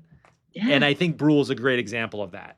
that's a great point. Yeah. Yes. He's They definitely and they both are, I no, think Redford's the doing the same thing. He's like, "I'm telling you who Mhm, I am." You see her push back on him more because her connection to Redford is obviously so much stronger and based on mhm. mutual respect and love and heat and all that other stuff. So it's harder for her. I think she accepts it with Brule because she doesn't truly love him, No. and Yeah. never really did. He was just like she says, He was a means to an end. Wanted to get out. She needed the title. She yeah, gets the money from her family to open to start the farm, yeah. and, you know, There's a that's why she marries him. It's the there's only reason. yeah. There's a moment in this movie that I love. It's toward the end, and where she goes to meet the new governor, the governor, Yes. Yep. and she literally gets down On her knees. on her knees, and I love that moment because it's such a show of strength that's dressed up as the exact opposite. It's dressed up, Humility. yeah, Yep. and it Yep. is humble, but Mhm. as a character, it's like, wow, that is so brave, that is so strong. And you see Redford like kind of running into the scene, and you don't know if he's going to stop her. And he just all he says is like, wait, hear Let her her out, let her finish. finish. I think he's running into that scene to kind of like stop her or to kind of say, I don't know, or maybe he's not in a To negative rescue way her? to rescue her. I think Yeah. he's because he's literally runs into the scene. It isn't like he just Yeah. shows up there. Like we see him running in, like she's already like begun, and then Yeah. he changes, I think, his plan. I think he's like, no, no, no, let her. I think if she had said to him, Dennis, I'm thinking of doing this, he would have been like, no, don't do that. I think Yeah. he would have, again, not in an unsupportive way, he would have said, like, that's not going to do anything. So I think it's like, I think it's the bravest thing she does. It's even braver than the whip with the Oh yeah, lions, and yeah, yeah, yeah, I yeah. think She gets on her knees and she begs for land yeah. for her people. That the bank now owns her house or whatever. And the governor, of course, it's keeping with the theme of this season, Best Picture winners. It's an old English dude, like, "Madam, please, please get up." And then it's Yes, his wife who's like, "I'll it's the see to it." wife. The wife is like, "Yes, I will see to it."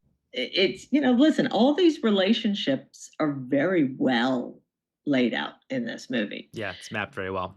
The big criticism it got was that it was romanticizing colonial, the Colonialism. colonialism, yeah. Yeah, Which is true. It is. but that's accurate to what happened. It's like it's a true story, so it's like I think that criticism is fair, but also beside the point because it's like that, you know, that's the reality of telling this woman's story, and it isn't a thing where it's like That's what it was like, period. right. That is what happened. I'm not saying it's right. No, of course I'm not. saying we're telling a story about a woman who lived in this time, in this area, who wrote a book about it, and eh, this is not a political Right. argument. And it's not like because Spike Lee criticized the Spielberg movie Amistad because he felt like it was too much about the white people. That doesn't apply here because this is No. about her. Yeah. It's not like telling this story from any of the African characters would even make any sense because it wouldn't be it'd be a different movie. I mean, there's the movie to make there, Correct. I'm sure, but yeah, And I think a lot of that criticism also came back up again when the Oscar nominations came out and The Color Purple was nominated, and you're just like, campaigning. oh Well, that's the god, thing. It's dirty Oscar campaigning, which goes back. I mean, Harvey Weinstein sort of brought this to prominence, but this was always going on. I mean, yeah, I yeah, think it's a criticism of like a publicist saying like, well, this is and that still goes on. I really love that Brule is the one who breaks it to her that Dennis dies, but she already knows. yes, He doesn't come back. He says, "I'll be back on Friday," or whatever he says. And it's like she knows. And I noticed this more the second time I watched it for this podcast because I ended up watching it twice. Um, because it's like they don't cut to a close up of her reacting. They're kind of wide. And it's she's like, sitting in the middle of all of his books. yeah. Oh, those are his books. Yeah. Those are his Oh, books. I didn't twig that. He's going through the book which she's holding, I think it's Homer, where she reads from at the funeral. And so she's sitting in the middle of the books, and you know, he comes in. She's like, "Do you want a drink?" To Burl, and he's like, "I'd love one." And he goes to the window and he's like waiting for her to get up and get her a drink. Mhm. Yeah, she's like, "You want one? Fucking get it." You're basically get it yourself. And she's looking at the books and she's sitting in the middle of all these books, and he tells her about Dennis. It's obvious that she already knows. She looks up and she's like, "Why are you the one? Right. Why did you come and tell me?" He goes, "I thought it should be me." Yeah. And she's like, "You are so brave." Yeah. There are so many different meanings to the word to that. Right. You are so brave. Um, and it's I thought it was a perfect ending to his storyline. Yeah. Um, and I don't know, it was Yeah. her sitting surrounded by Dennis in Yeah. his books. Yeah. For me, it's just it's gut wrenching. Yeah. It is. And we already talked about the funeral scene a little bit, but it's worth just to kind of, because it's the end of the movie. I think her Brule in that scene, not to make it about him, he's with his new wife. It's Yeah, interesting because like they don't push this love triangle thing. Like he clearly is like pissed off that Redford sleeps with her, but he kind of just drops it. He kind of yeah, gets over it. And I like that. I like that he doesn't like suddenly want her because he's just sort of like he's a little jealous, but he's also like, okay, great. what did I expect? What did Could I expect? Yeah, I think that's why it's great that he's the one because they are friends to her yes, astonishment. And I think they'll remain friends. I mean, well, I don't know. She leaves Africa, but I think whenever they see each other the rest of her life, they would remain friends. So yeah, They would always be friends. and I think And that's they get, and I love that last scene, yeah, the funeral scene so good. where she picks up the dirt but Mm, won't throw it yeah, and walks away and yeah, leaves everybody there standing, yeah. after that insane speech. Even D, who Lord whatever his name is, they Oh, said, Michael Goff, yeah, yeah, you know, in the beginning he just thinks she's a village idiot, so right. to speak. And by the end, he's, believe it or not, the last person before he walks off is Michael Goff, and he's watching her just walk away.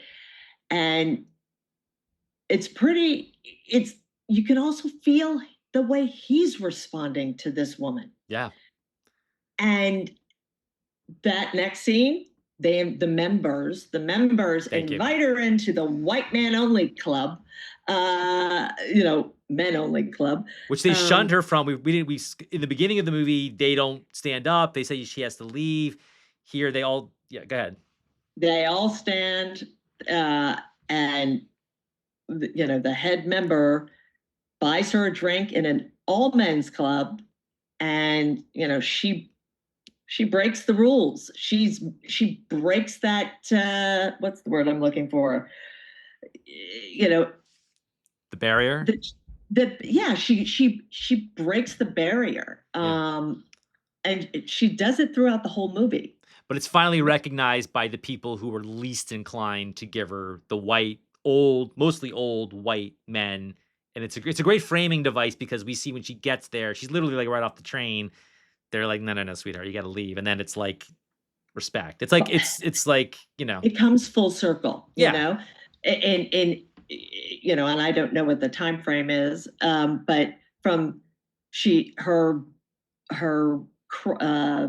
farm burns to the ground hmm on the best best year she's crop. had. Yeah, She loses Dennis. She's has to go home, yeah, and here's this extraordinarily strong woman that's come, that everyone had their preconceived ideas of who she was in the beginning, mhm, and now they have nothing but respect for her. yeah. It's beautifully done. It's So really well done. yeah. Let's move on to categorically deny. Before we get to Best Picture, let's see if Out of Africa was worthy of the other 6 Oscars that it won. So, Sidney Pollack wins Best Director. He beats Hector Babenco for Kiss of the Spider Woman, John Huston for Prizzi's Honor, Akira Kurosawa for Ran, and Peter Weir for Witness. So, of those movies that you've seen, that you remember, talking just about Best Director now, Sidney Pollack, does he keep his Oscar? Do we give it to someone else in that Keeps group? the Oscar hands down, no question. I'm on the fence in this one because I think he did a great job. I'd either give it to him or Peter Weir. I'm fine with Pollock keeping it because I like Pollock. I don't think this is quite his Peter best Weir movie. did what? Witness? Witness, yeah. So that's a close call for me, but this doesn't. I think Pollock did a great job with this movie. Again, I don't think it's quite my favorite. That might be Condor or Tootsie or that's Oh, Tootsie. I mean, yeah. come on. But that was if you listen to our Gandhi episode, 82 was a knife fight in terms of the best picture and what was going on. Yeah. So, adapted screenplay, it beats The Color Purple, Kiss of the Spider Woman, Prizzi's Honor, and The Trip to Bountiful. So, of those that you've seen, that you remember, talking just about the screenplay, which you and I have discussed a lot, does it win? Does it keep its adapted screenplay Oscar? I Yeah. love the script, even though you hate that opening scene play. I'm gonna Yes. say yes. Also, I haven't seen Trip to Bountiful. I think the script does a good job. You know, kind of focusing this movie. I like how things breathe. I think it's a really great characterization of Karen. Obviously, Streep plays the hell out of this part, but I'm okay with that.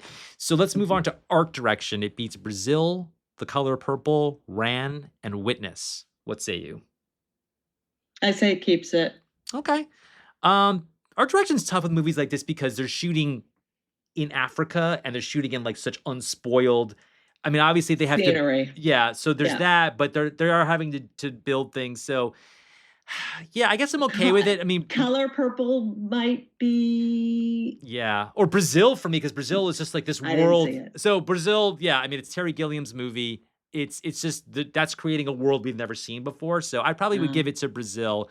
Let's move on to cinematography. It is against The Color Purple, Murphy's Romance, Ran, and Witness. Cinematography, what say you?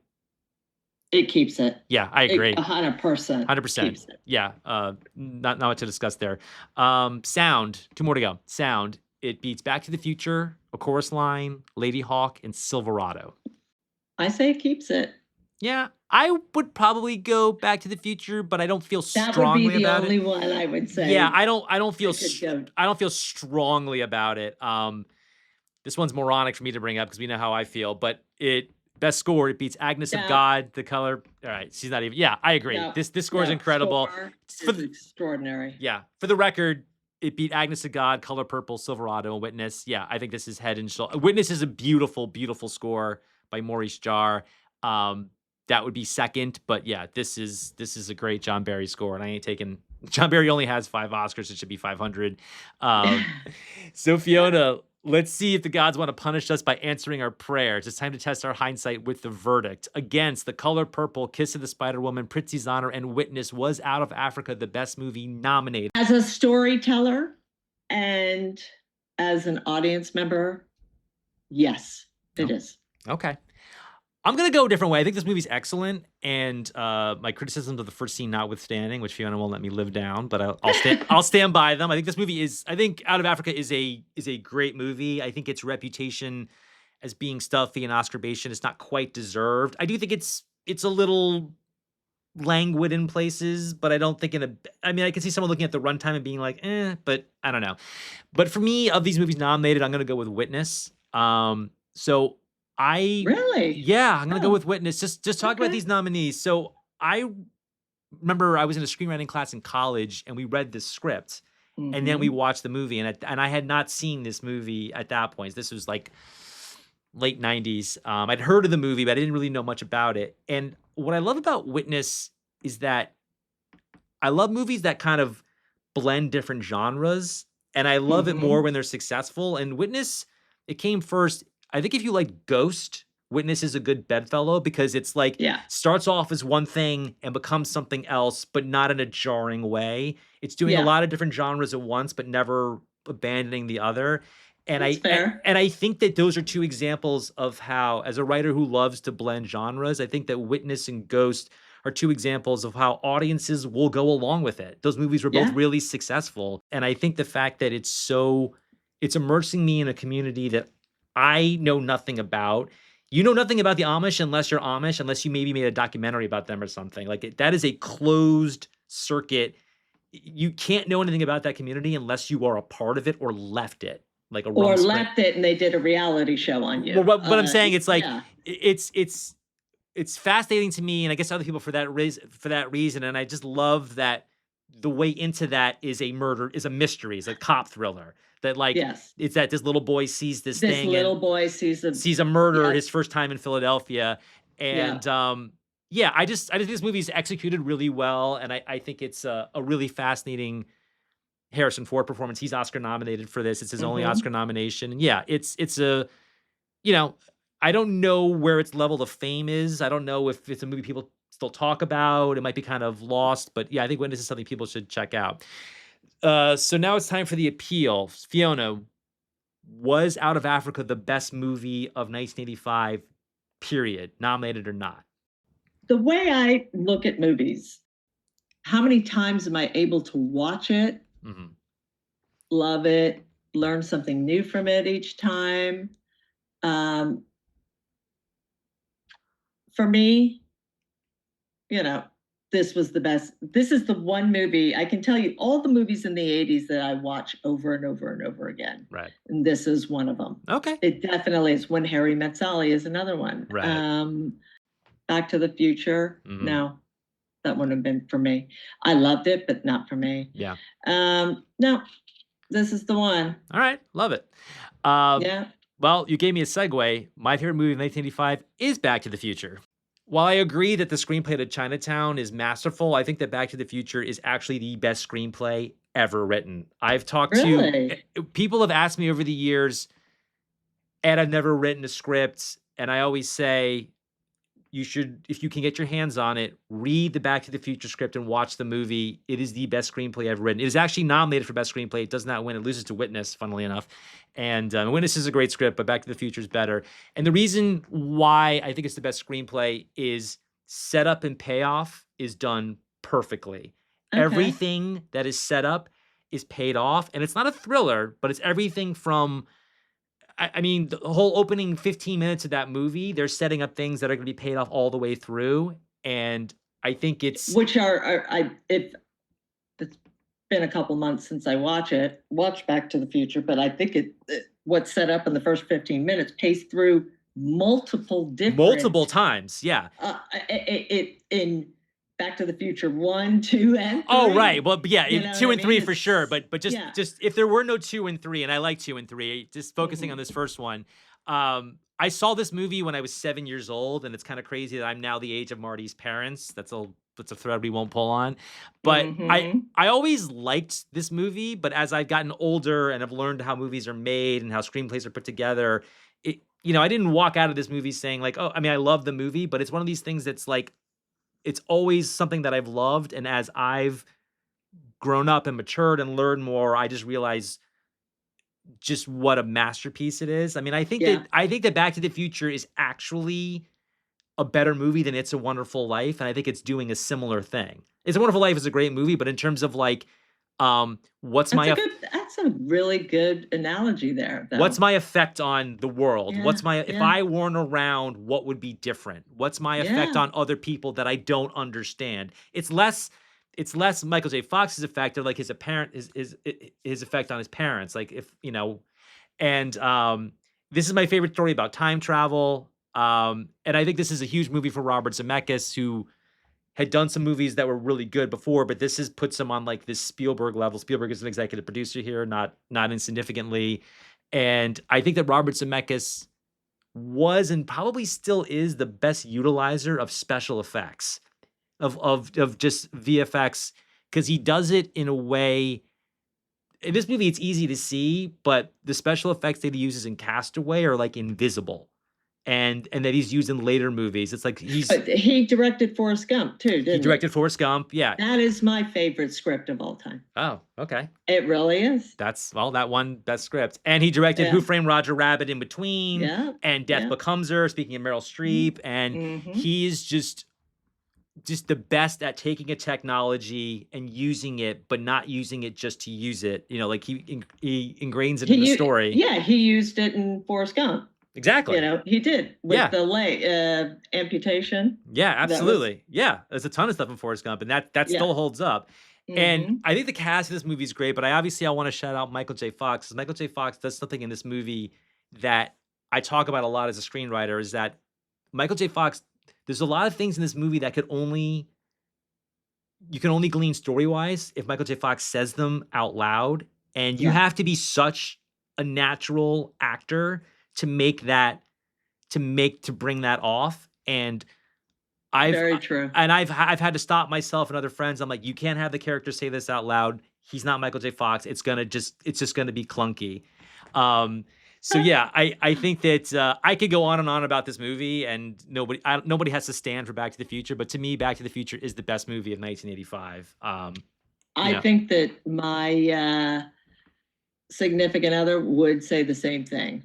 The last category is Spotlight. This is where we spotlight something from any movie, like a performance, cinematography, a score, a stunt sequence, anything from any movie in 1985 that we just liked. So, what thing or things, or if you want to talk about other movies, you can too. Like, what do you want to talk about that you liked? A piece of a movie, a whole movie. You don't have to do just one. You could do as many. And you can also do some after I do mine. If you think of some as I'm rambling, that's also I kosher. again, I go back to Out of Africa because it transports me. Mm, It transports me to a time and a place that I would love to be. okay. And what I love about the it's probably the score. I got to be honest with you, and I'm not just saying it because you're such a Barry fan, but No. it's when I hear it. Mm, If you took away the sound altogether, mm. I don't think the cinematography would sell me as much as Mm. when the score is added. Yeah, I agree. That's what transports me. Yeah. So, you know, for me, Romancing the Stone, Jewel of the Night, I love those movies. So, Jewel of the Nile is this year, yeah. That's yeah, Jewel of the Nile is 85. Yeah, that's good. yeah. That's a good movie. Um, I still like Romancing the Stone better, though. I like Romancing the Stone better, and I actually brought it up in our 84 episode, but, yeah, there's a a healthy Kathleen Turner narrative in this second season of Hindsighting, and, Oh, that's because the Pritzi's, Pritzi's she's the, Honor, yes, she's yeah, this I year, haven't Pritzi's seen, Honor, yeah. but she's in it. Yeah, Other than Meryl Streep, it's a different energy, obviously, but, like, yeah, somebody emblematic of this decade of just, 100%. yeah, Yeah.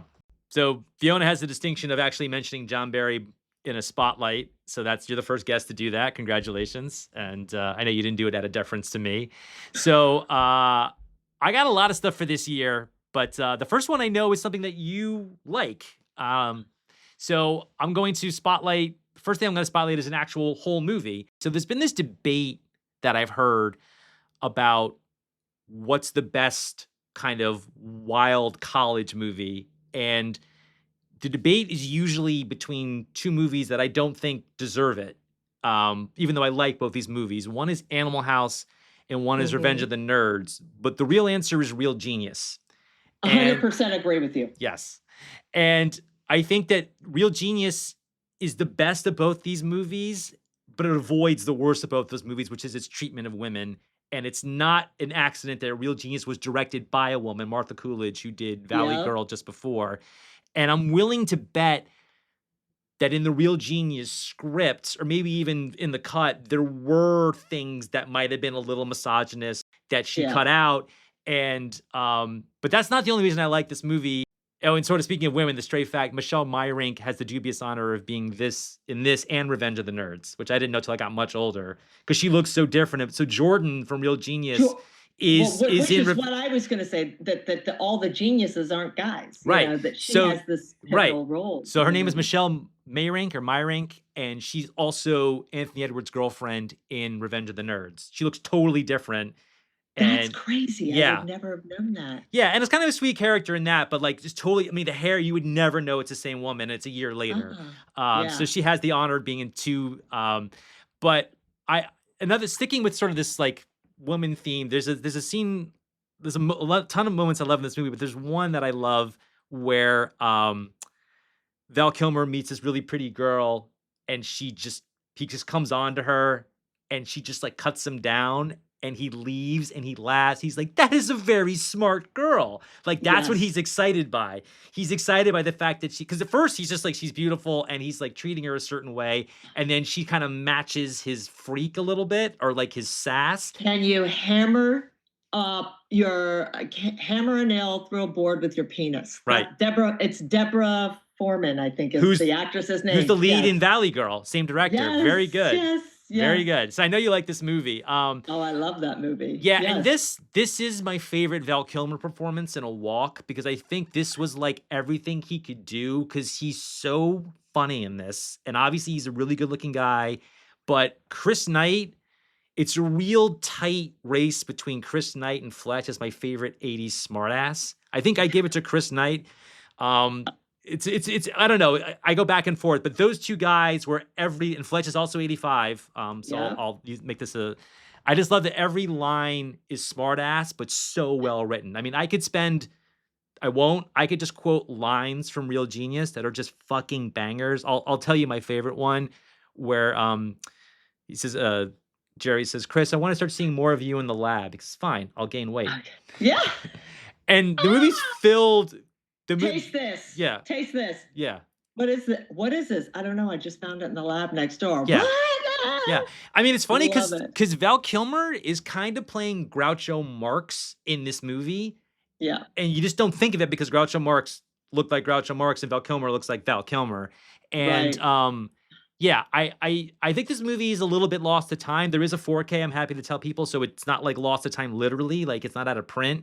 But I think it's like I own it. Yeah, it's all the smart, wise ass stuff. But what I also love is that like these kids are really smart and and it's this idea that like make them being smart is what makes them misfits. And Revenge of the Nerds flirts with this idea, but the problem is that Revenge of the Nerds, I mean, has a fucking sexual assault in it, and there's been enough Yeah. written about that. Yeah. And it's unfortunate because I think Revenge of the Nerds in so many ways is what this movie is trying to be.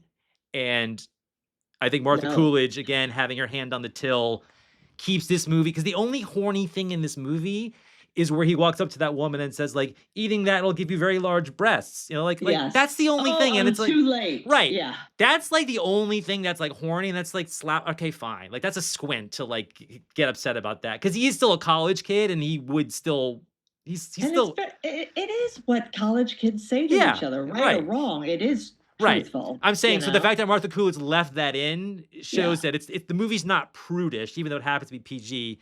So yeah, Real Genius. That's the only full movie that I'll spotlight. Get ready to roll your eyes, Fiona. But Uh-oh. this is I can hear Todd cheering in the background. So I talked a few minutes ago for my next spotlight. I talked a few minutes ago about loving Back to the Future at 7 and still loving it at 47. I feel the exact same way about the best James Bond song ever, and that's A View to a Kill by Duran Duran, which was actually arranged by John Barry. So this is a big year for John Barry. Love the whole movie, but I want to talk about the song. I think that it's the only Bond song to hit number one. Is it? At least at the time.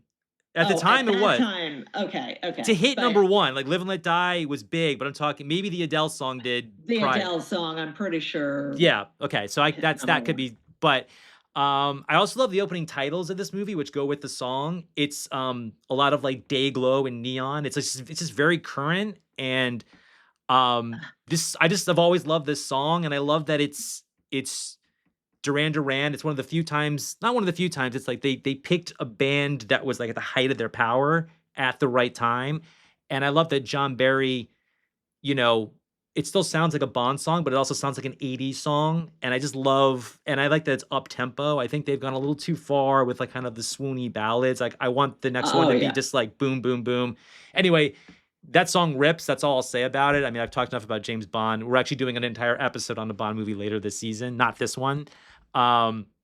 You should do a whole season on Bond. I I could. know how you feel about it. I know. Well, he comes up here and again. Next thing I want to spotlight is when you think of a car chase that if you were to cut it out of the movie would not make sense.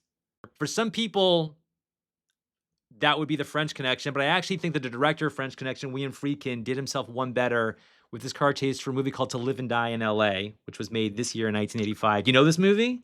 Yes. Okay.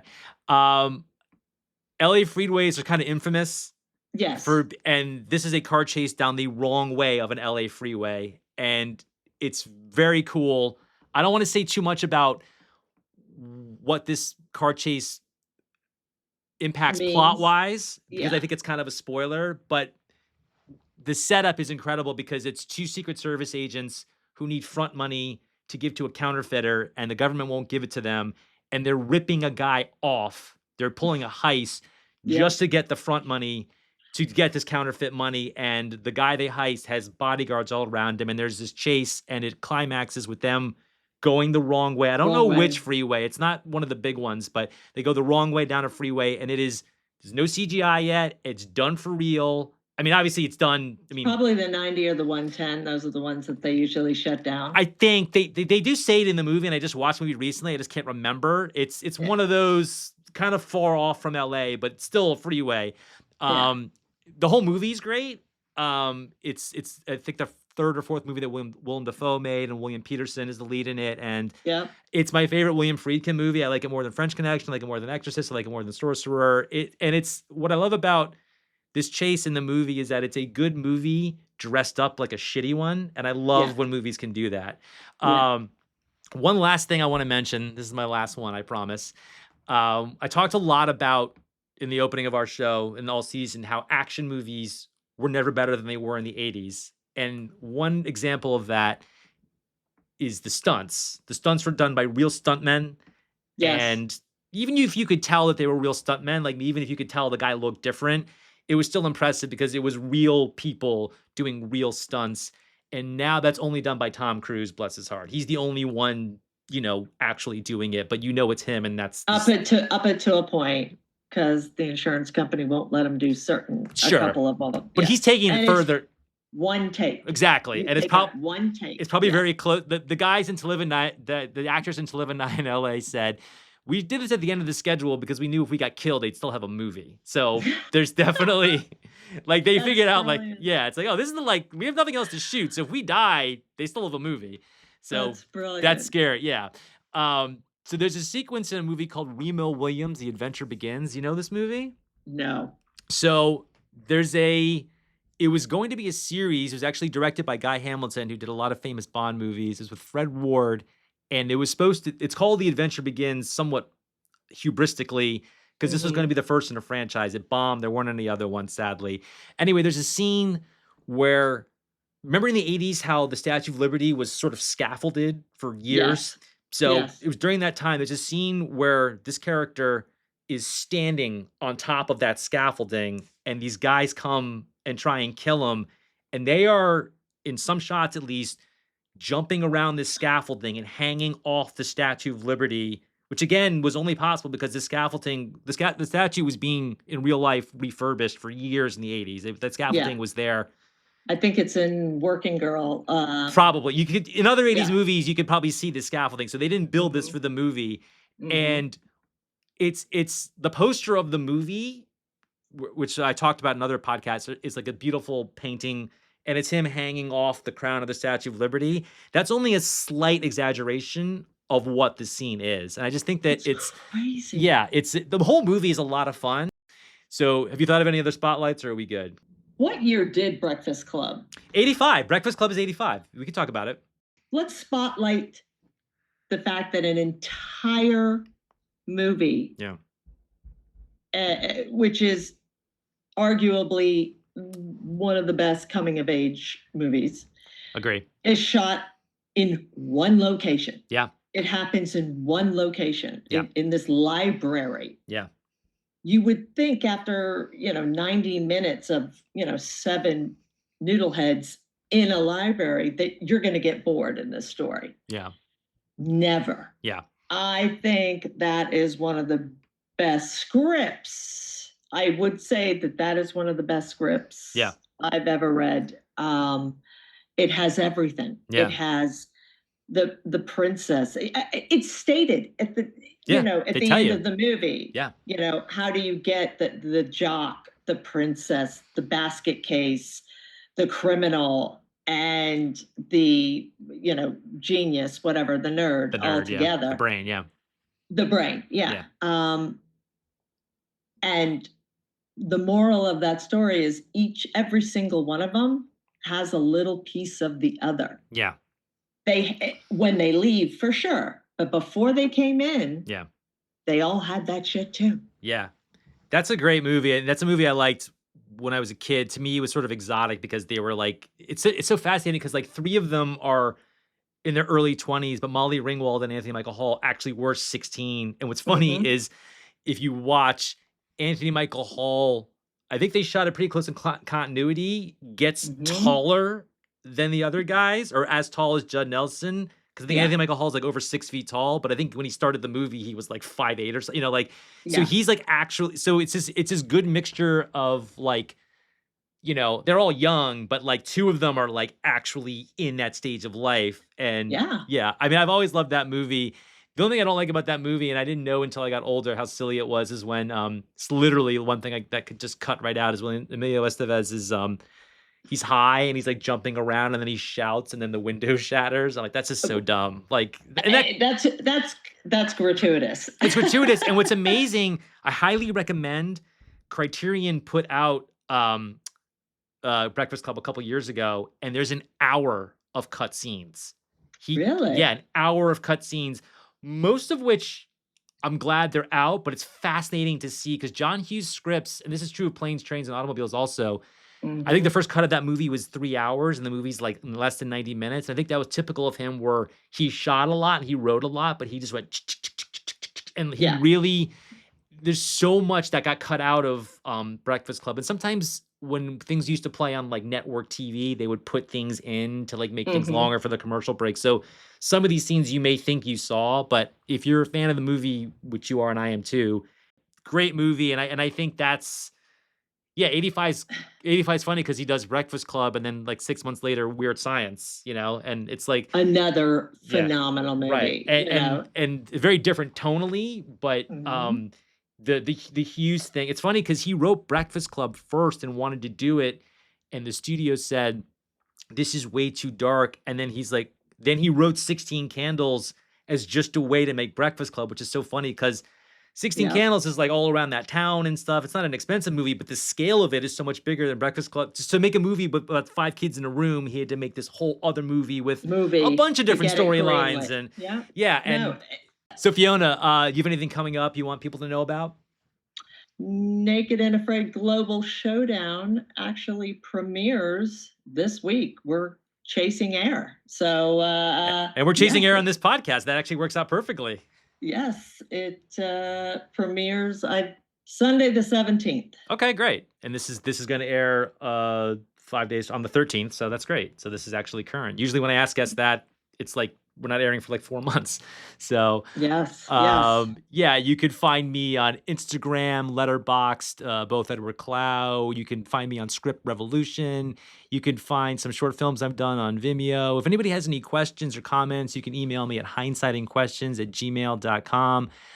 Fiona, this was such a great chat. I'm so glad we finally got to do this. Again, like I opened with Out of Africa is a movie I knew I wanted to talk about only with you. So I've been looking forward to this I for a long I time. appreciate it. I appreciate you thinking of me, and I was the right person for this one. Not that there aren't other people, No, I but think I think a lot of guests, a lot of guests are like, "Oh, I don't know about this and that," and then, but I knew this was casting. I always think about like my guests as sort of casting, and this was again that first flush of 6 people that I thought of. I literally wrote down Out of I Africa, love it. Fiona, and a Yeah. few other ones. So Yep. Never get tired of that movie. awesome. Never can, never will. So that's our Yes. show. That's our show. Next episode, Joe Russo and I return to 1981ers with the biggest movie of 1981, Raiders of the Lost Ark. Till then, looking forward to looking back.